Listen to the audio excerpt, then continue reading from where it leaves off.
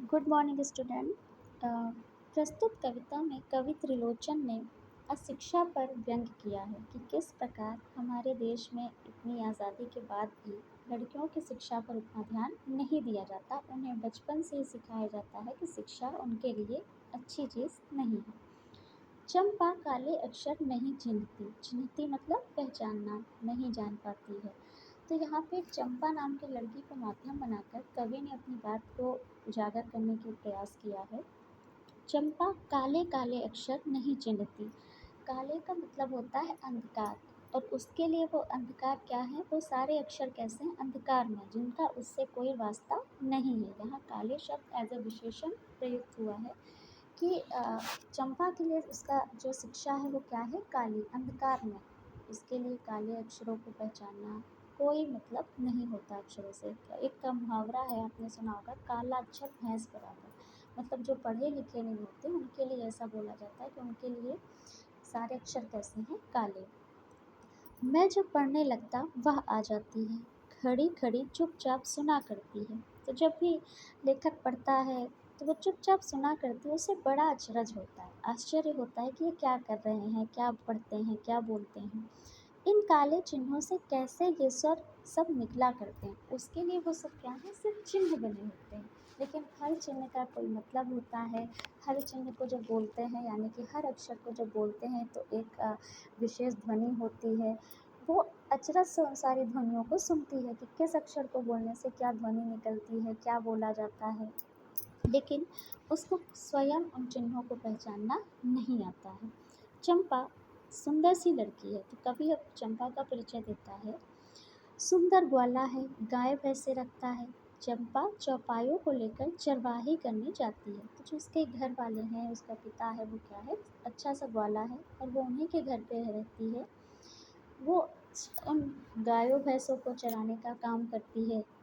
चंपा अच्छी है, चंचल है। तो चंपा स्वभाव से अच्छी है, एक बच्ची है, तो थोड़ा सा नटखटपन यानी कि शरारती है। कभी कभी उधम करती है, तो हर बच्चों की तरह वो कभी कभी वो भी शैतानियाँ करती है, शरारतें करती है। अब किस तरह की शरारतें करती है, कभी कभी वह कलम चुरा देती है, यानी कि कभी वो हंसी के लिए, मजाक के लिए, परेशान करने के लिए लेखक की कलम चुरा देती है।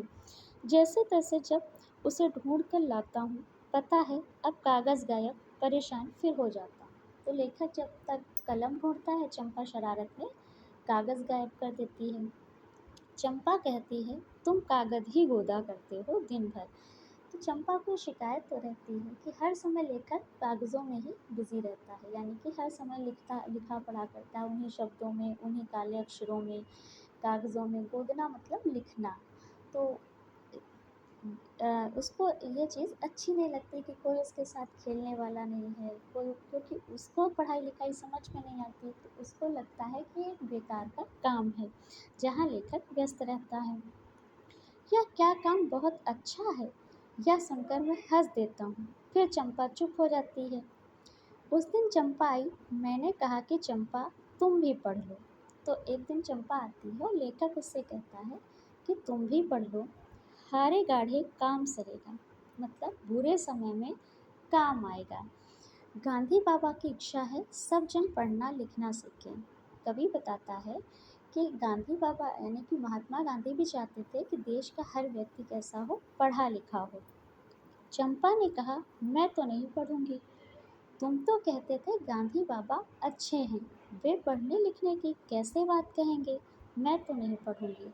तो जैसा कि आपको पाठ के शुरुआत में बताया कि पहले के ज़माने में स्त्रियों के, लड़कियों के मन में ये पहले से ही भावना भर दी जाती थी कि जो शिक्षा है ये उनके लिए अच्छी चीज़ नहीं है। तो उसको भी लगता है कि गांधी तो अच्छे आदमी थे, अच्छे व्यक्ति थे, वो भला ऐसी बात क्यों कहेंगे कि स्त्रियाँ पढ़ें, मैं पढ़ूँ।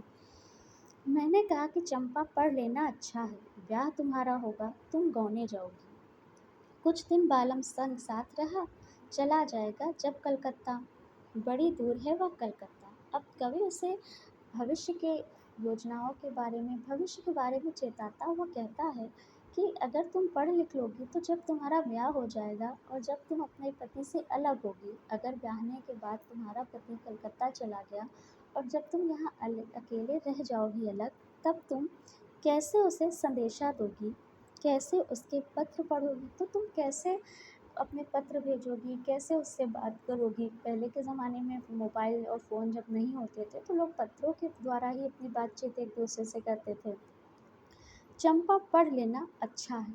तो कवि बताता है, लेखक कहता है कि अगर तुम पढ़ लोगे तो अच्छा होगा, ये तुम्हारे भविष्य के लिए अच्छी चीज़ है। चंपा बोली, तुम कितने झूठे हो, देखा, हाय राम, तुम पढ़ लिख कर इतने झूठे हो।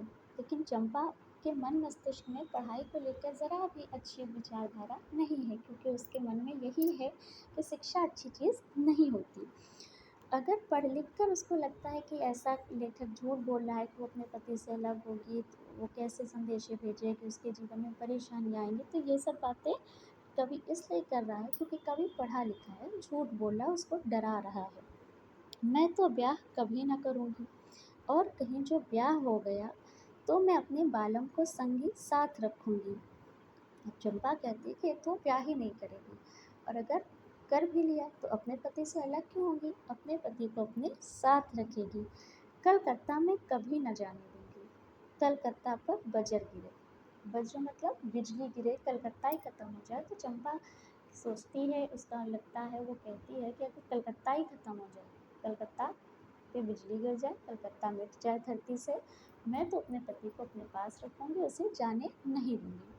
तो यहाँ पे कविता का तो अंत हो जाता है चंपा की इस बचकानी बात से, लेकिन इस पाठ के द्वारा कवि का उद्देश्य यही है कि हर स्त्री को, हर लड़की को पढ़ना चाहिए भविष्य के लिए, अपने भविष्य में इतना मजबूत बनने के लिए कि वो अपना सुख दुख अच्छे से अपना जीवन काट सके।